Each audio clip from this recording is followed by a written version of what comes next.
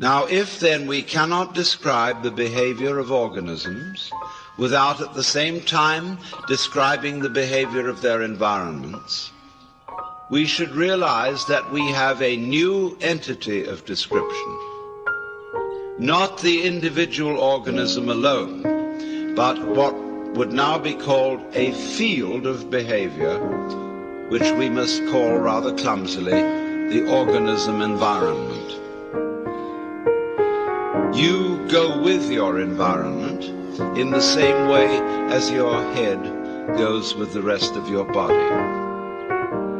You do not find in nature faces arriving in the world sui generis. They go with a body, but also bodies do not arrive in a world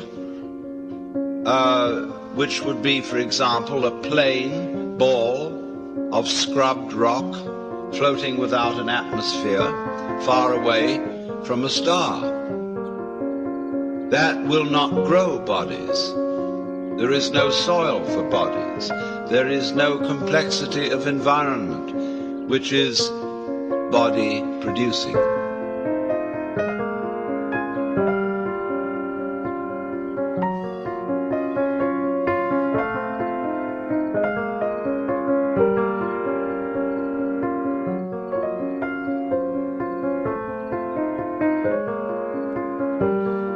You can feel yourself not as a stranger in the world, not as something here on probation, not as something that has arrived here by fluke, but you can begin to feel your own existence as absolutely fundamental